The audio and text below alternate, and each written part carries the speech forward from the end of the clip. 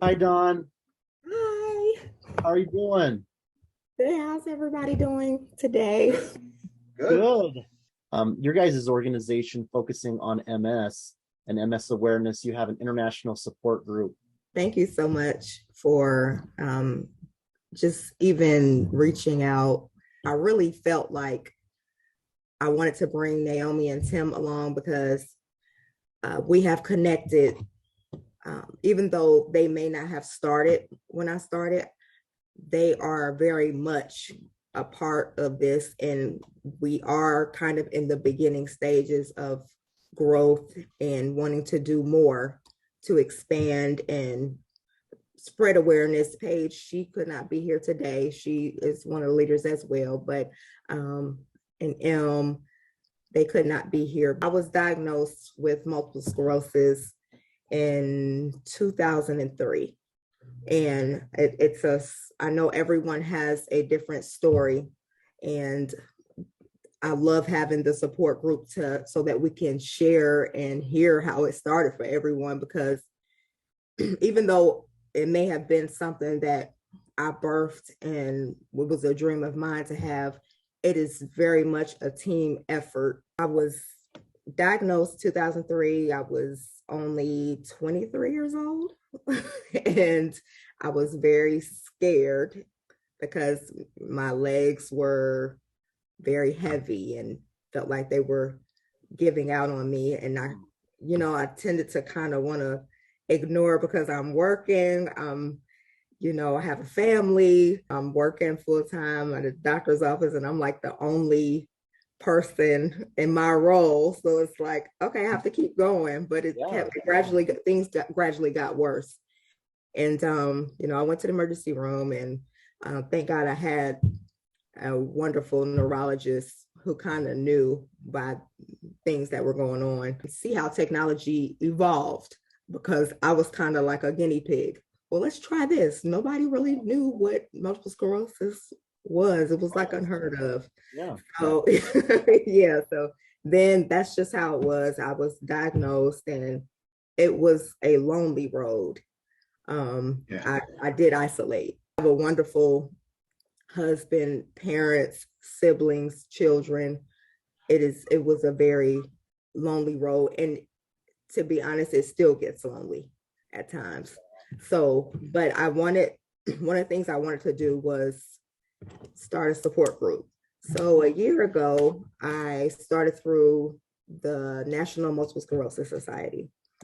And it's been a long journey. I thought about moms with MS. There are good and bad days, but there were a lot of bad days. So it takes a toll, not just on your physical, but your mental and emotional as well.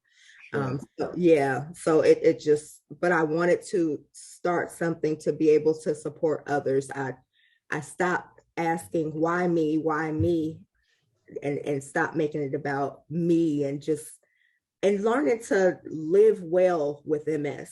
Even though it's a terrible disease, I wanted to still learn how to live well with MS and help others to do the same. Learn about the factors of nutrition and exercise and so many different things that you learn going along.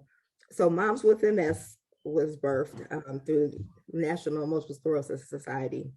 And through that, I actually branched out to the TikTok world. I have met wonderful people. I've met Naomi, who is in South Africa. We have, like, to be able to meet someone in another country, Literally across the planet. battling, yeah. Cool And, is that? so Naomi has been here for a long time. Paige, who is another leader, I met her through Shift MS, which is another Shift MS is another organization to where you can be a buddy. You'll be a buddy for other people who are newly diagnosed. So have people coming through there. Let's allow some of these women in who are not mothers. So it started to turn into more to women with MS and just not excluding people. And then Naomi, and she's getting ready to come in. She received a DM from a male, and I had received a few as well of them wanting to come in. It's like, What I about don't me? know about this. It's like, okay, well, let's start there. Let's try to start there. We don't want to leave them out. And then here comes Tim. So that is kind of that's yeah. So that's how it is. That's how it began. But you can go ahead to Naomi and her story. But Moms with MS also is a nonprofit organization now. And the goal is to help help moms who are underinsured, financial resources, as well as who don't have adapted devices, who can't afford the wheelchairs, the canes, the walkers, the things like that. I've been in that predicament. And so wanted to help and reach out. So it is a movement that we are expanding. And I'm glad to have others alongside me, Naomi and Tim. But thank you. We're very excited. I was diagnosed with multiple sclerosis in May 2020. My symptoms started showing in January of 2020 when I started getting double vision, numbness from the chest down, heavy legs, and so on and so forth. Went from doctor to doctor, made me feel like I was crazy, all my head, nothing wrong with you, which eventually led me to a specialist physician who did the lumbar puncture and MRI. And with COVID being around, I was completely alone when I got my diagnosis because visiting hours in the hospital was not available. Yeah. So yeah, I was with the diagnosis of relapsing remitting came in May 2020. So it's officially 2 years since my diagnosis. And yeah, then TikTok came along and I met Dawn, which has helped a lot. I cannot say how much the support group has helped, from being alone, getting a diagnosis, having family and friends trying to support you, but we all know the wonderful blessing we have of an invisible illness. That's right. You don't look it, so you can't feel it. Yeah. So finding people that goes through the same symptoms, and we all have the same symptoms, but it all affects us differently. Yes. You know, we're all the same, but we're all different. So just reaching out to a group of what used to be women and now men included, saying, hey, this has happened, should I be worried? And being a newbie and having someone like Dawn who's had MS for longer than people have a lifetime, yeah, it really helps a lot to like, that's when you have something like a ringing in the ear and you don't know if it's MS or something else, and they're like, oh no, don't worry, it should be gone by tomorrow. Hey, we are here if you need anybody to talk to. Yeah. And I think that's how Tim came aboard. He saw one of Tim reached out to Dawn, someone else that saw the post, and he was like, but why is this only for females? And that's when we started branching out to the men. And I think it's kind of intimidating because you're not used to men saying, here we are, we also want to chat. You help to inspire other people. So I really commend you, Tim, for being among kind of the movement that we are seeing, where men are feeling more comfortable to come out with things as well. I kind of started sharing my story a few years ago, back in like 2018. I shared my story. It literally went around the world on Facebook. I've been on other podcasts and whatnot talking about it. And I shared it because, like, at the time, let me just backpedal it a little bit. I was diagnosed when I was 19. So in 2010, I was diagnosed. And at the time, I had no clue what MS was. I weighed about 230 pounds. And then over the course of the next say 7 years between the chemotherapy, all the steroids, all the other kind of drugs that I was on, I shot up to about 340, right?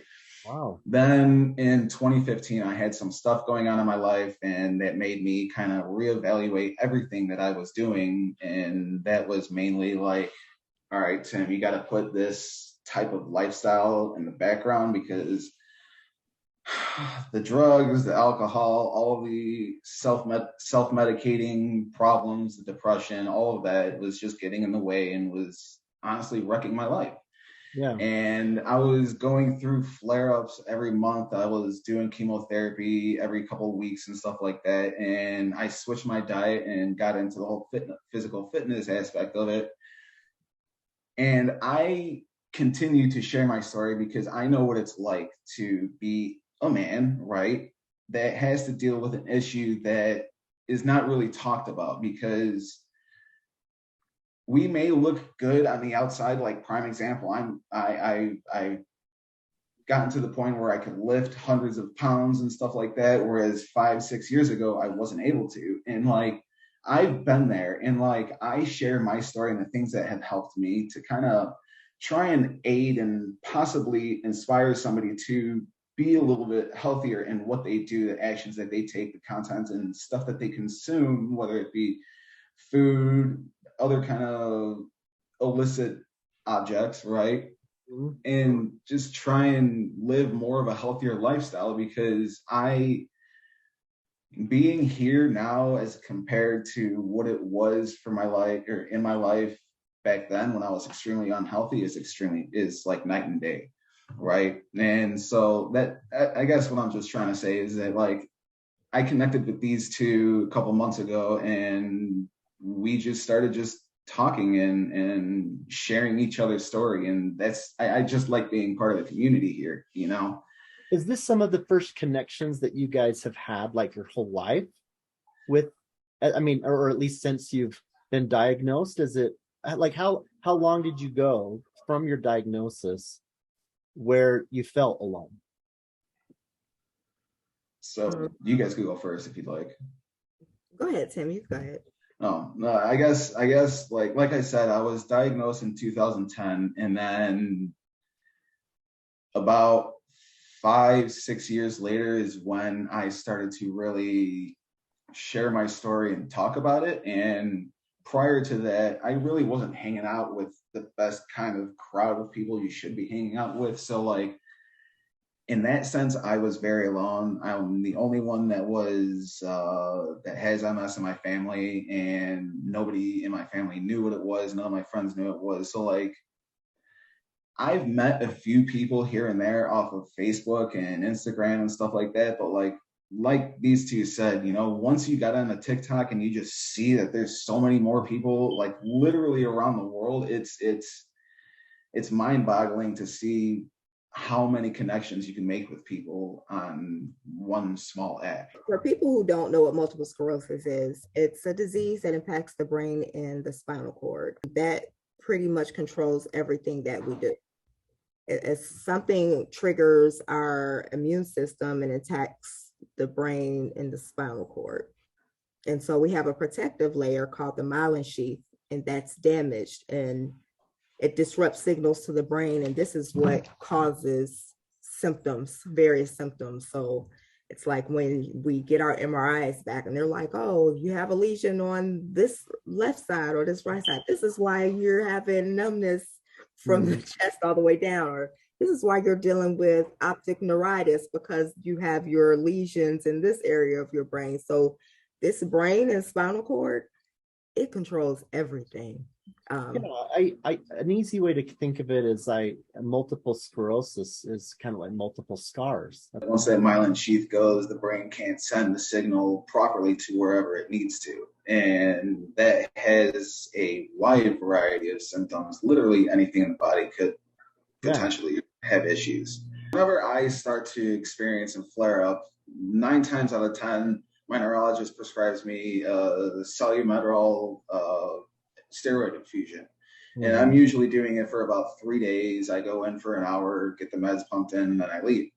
And from my understanding, the steroids are supposed to help decrease the inflammation, so that way the body or whatever medication that you're on will be able to help heal and kind of bounce back from it. Now, I'm different from, say, Naomi or Dawn, because I personally don't take medication for it. I haven't for about 7 years now, and that's because, like I said, I was on chemotherapy. I was on all these different type of disease-modifying therapies, and I found for me that plant-based nutrition and physical activity is what worked best for me. And so that's kind of what got me into powerlifting and all of that stuff. And I'm just so, I don't know how to say it. I'm a firm believer that nutrition and exercise is one of the best things that anybody with MS could do to be able to help either mitigate their symptoms or to be able to just prolong the good that they have for the time being.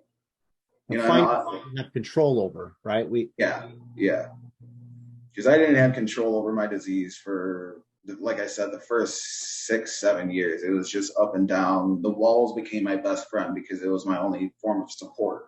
Because I was just bouncing, I couldn't use my legs, I couldn't see out of my eye, and it was just bad all around.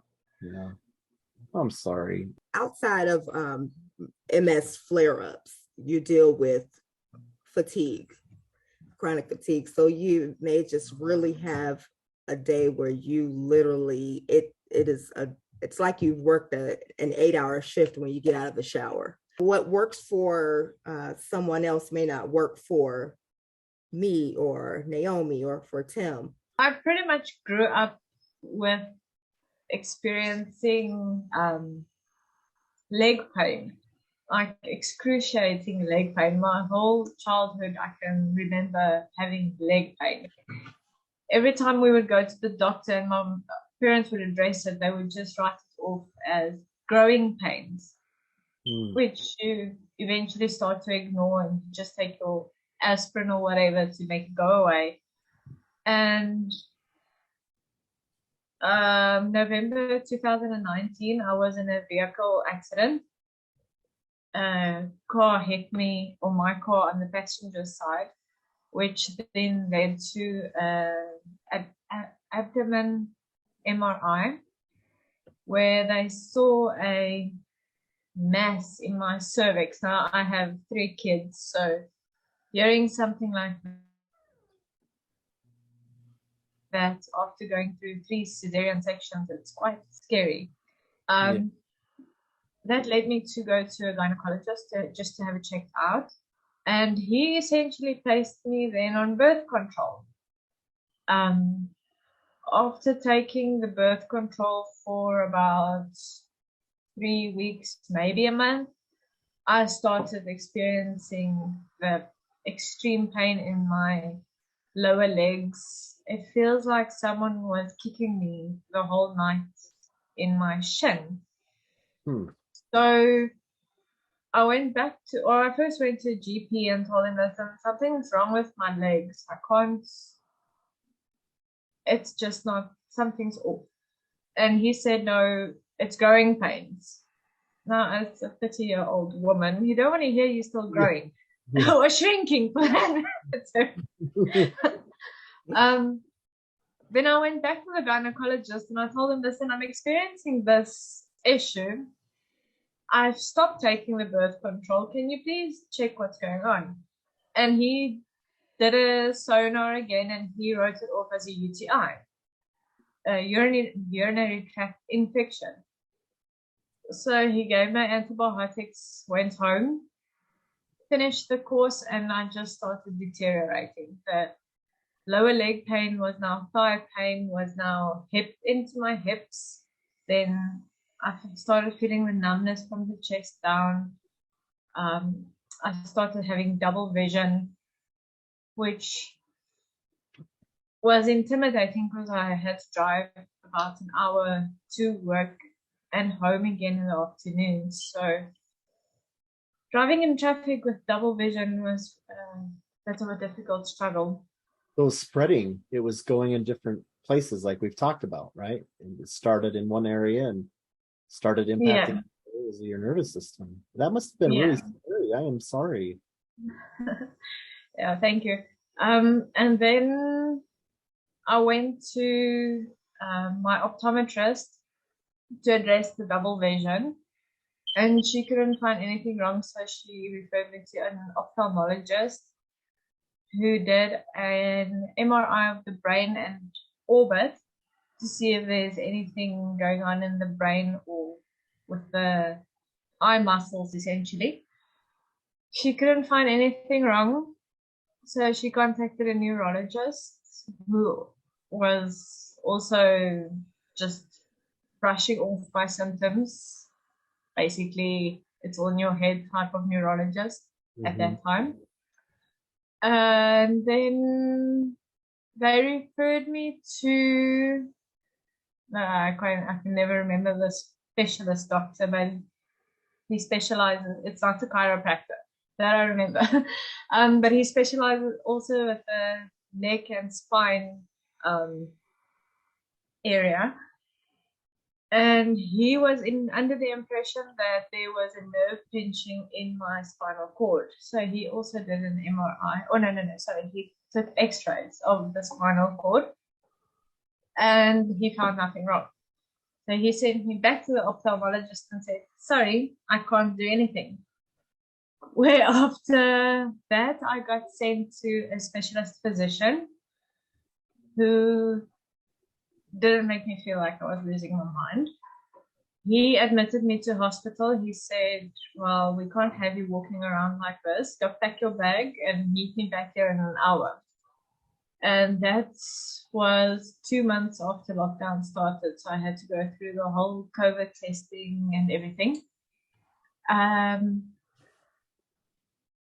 That evening, he did the spinal tap to see if he could find any information in the spinal cord. The next day I was moved to a normal ward.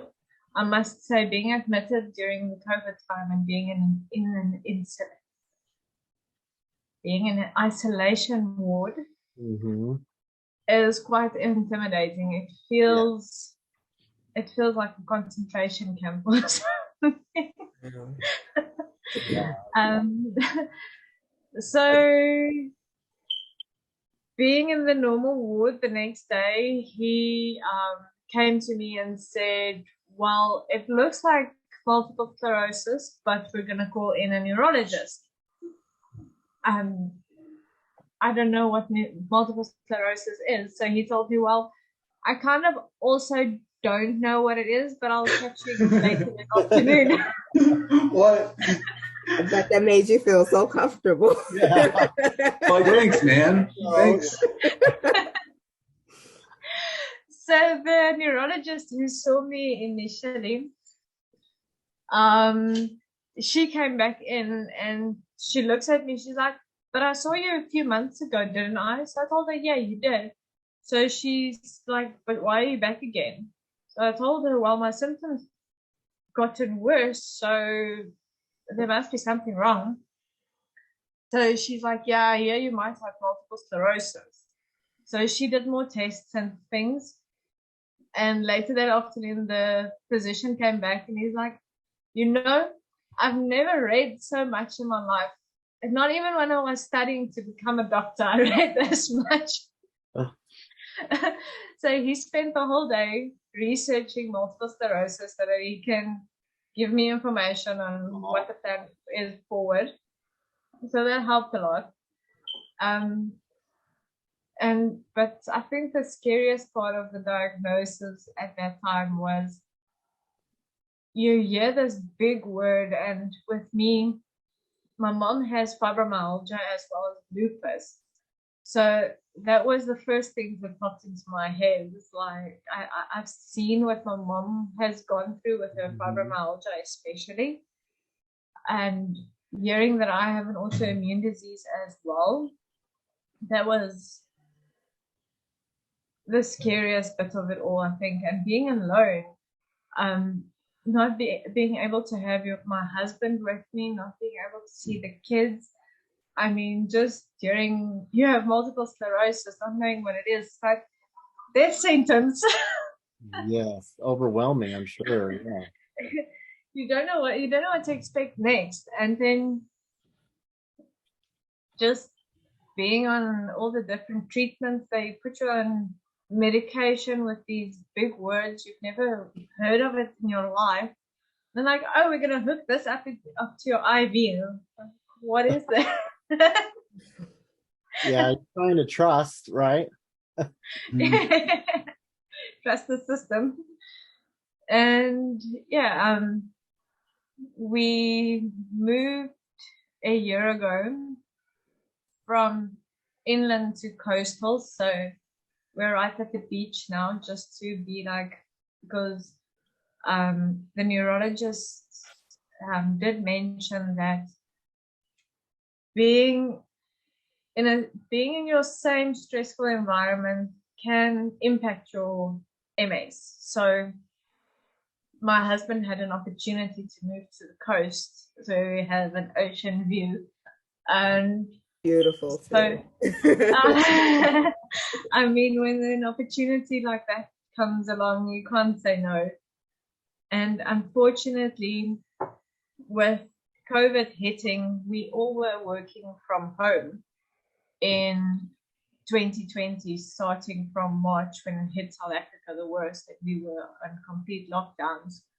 We all were working from home, and then in May I was diagnosed, and essentially my cognitive functions, I was a bookkeeper, so I worked with the company's finances, and having brain fog and memory issues wasn't an ideal fit for the company. So they placed me on a disability, so I'm not allowed to work at this stage because my cognitive functions and memory loss impacts my ability to follow deadlines and account numbers correctly. So I think that's the biggest way MS has influenced or impacted my life over the last 2 years, going from completely functional, working full-time every day, to being a professional stay-at-home mother. Yeah, just the change that we talk about, a little bit of the grief there, right? You know. Yeah, it's a bit more than a year now that I've been at home, and it's still a big process, or a big thing to adapt to. I mean, being in that normal routine of going to work, kind of living your life type of idea, I don't know if that makes sense, to being forced to be at home over something that most people can't see or understand or relate to. It makes it difficult. It's part of the grieving process. I was diagnosed when I was 19 in 2010, April 2010. And when I was diagnosed, about 3 months prior to that, my brother, he had kidney failure, and he just received a new kidney just a couple months prior to my diagnosis. So as we were wrapping up with that, and everything was starting to settle and whatnot, 4 months later, boom. I used to do a lot of sports when I was younger, a lot of BMXing, skateboarding, inline skating, and I was never really good at it, right? And so with that being said, I would always fall and hurt myself. And when that would happen, I would go into a flare-up, and this was all during high school. I would go into a flare-up, and I would automatically I hurt my back because what's going on with me right now is because I hurt my back doing whatever it was that I was doing, right? And so it would happen, and then it would kind of go away after a couple of weeks because I would think that that would be my healing period, right? At the time, I had no clue what MS was. I didn't even know that that's what was going on with me. And it wasn't until a few months later where I was at my job, and at the time I used to work on an assembly line, and they used to make protein powders, right? And I was having a hard time walking. I couldn't use my hands. Every single time I put on a rubber glove, my hands would just fold inside of it. And then I'm trying to remember, because like it was my legs, it was my legs that went first, and then it was my balance, and then it was the gloves, and then the final straw was my right eye went completely blind. And so when that happened, I was like, okay, this is more than just something that I did and I hurt myself, right? So I called my mom. She picked me up. We went to the ER, and they first did an X-ray, and they didn't see anything. I went home. I did like I went to what's it called? A hot tub. I did a hot tub thing. I went to a cart.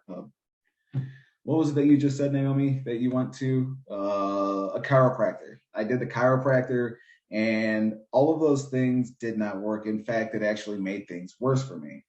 And so I went to the ER like maybe 3 days later, and they were like, okay, we're gonna make you do all these tests. I ended up doing an EEG, EKG, a CT scan, a spinal tap, and then something else. I don't even remember. There was like 5 or 6 tests that I did.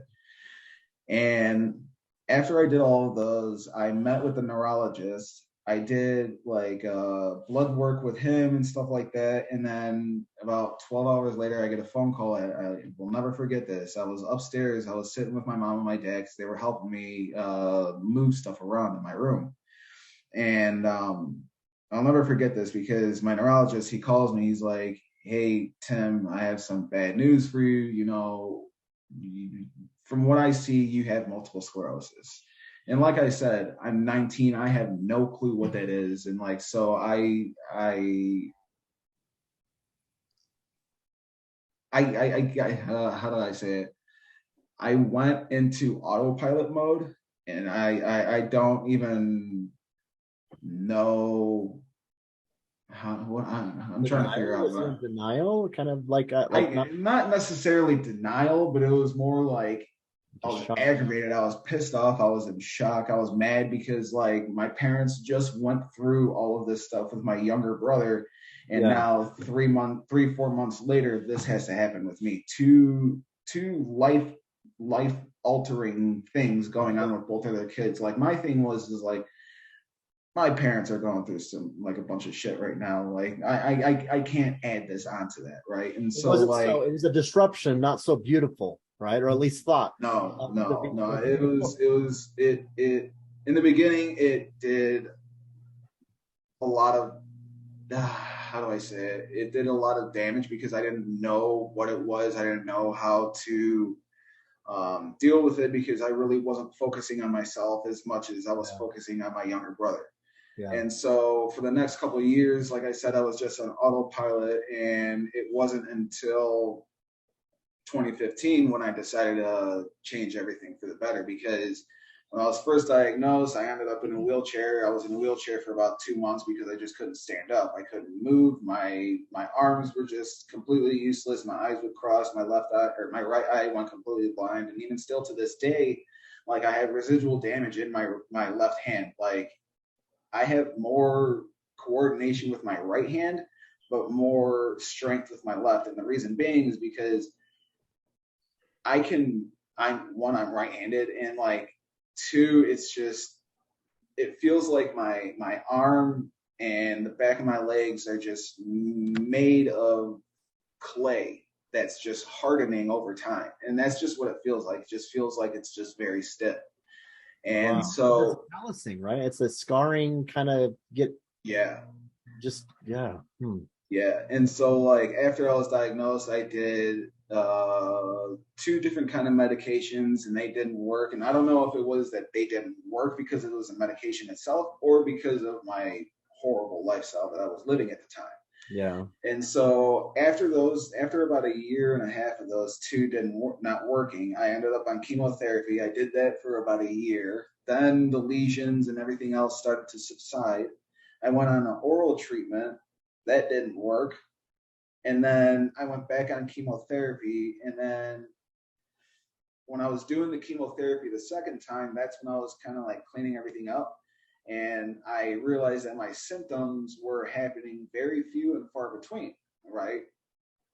And that's when I noticed, I was like, okay, everything that I'm doing between diet and physical fitness and just like eliminating all the stressors that I had in my life, this is all working. And so long story short, I was supposed to go do another test for a different kind of medication and just kind of never went because everything was just doing so well. And it's been 5-6 years since then. And now here's my thing. I don't advocate on like what I do. I don't advocate people not taking medication. I advocate you doing what's best for you, what you feel is right.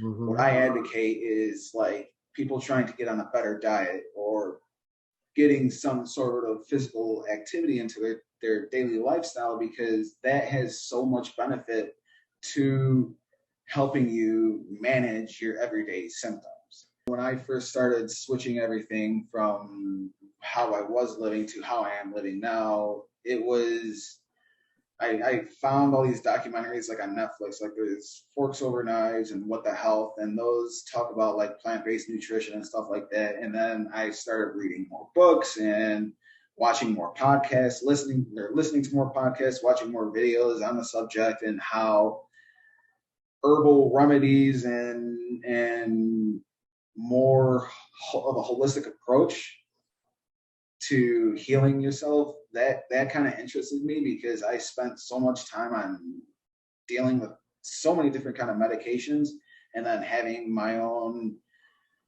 pharmaceutical pill addiction and dealing with the depression and the weight gain and everything. I was just like, okay, I need to figure it out. And so like I said, I just did my research on what foods help and how they help and how physical activity falls into it. And I fell in love with it. And the next thing I knew, I was 110 pounds lighter and was symptom free for like 2 years. Grateful that you guys invited me on, and I just really wanted to have Naomi and Tim come on as well. Sharing the time is nothing. We will fit you in even if you are in another country. Naomi is in South Africa. Aurora, Illinois. So I'm like 40 minutes away from Chicago. Yeah. Tim's in Illinois. I'm in Georgia. Dom, she is in the Netherlands. We try to put out posts, pretty much advertising and spreading awareness. So we're not only spreading awareness that, hey, we have a place to where you can come if you're feeling alone. We want to be there to support you and be your cheerleader and just, just be that support system that some people really don't have. And so we'll, do posts, TikTok posts, or people will just see it just because of the hashtags. And they're just, just send a message and through that. And then the MS Foundation, they still, kind of have that up. So I may receive an email. Our support group, we tend to try to have it every other Thursday. We are here to help. We are here to support. You're not alone. It's been our honor having you. Really thank God for what you guys are doing. Just really spreading this awareness, not just so much about multiple sclerosis, but people battling chronic illness and pain. So thank Neil and send our love as well and appreciation. Wow. We sure love you, and we'll be in touch. Okay, keep doing what you're doing. All right, man. Thanks for having us on board. Thank you, guys. Okay. you, Tim Thank and you. Naomi. I appreciate you guys so much. Our whole All community. right. I appreciate you guys. All right. I love. Okay. Thanks, everybody. Have Okay, a good thank one. you. Bye. Thank you. Bye. Bye.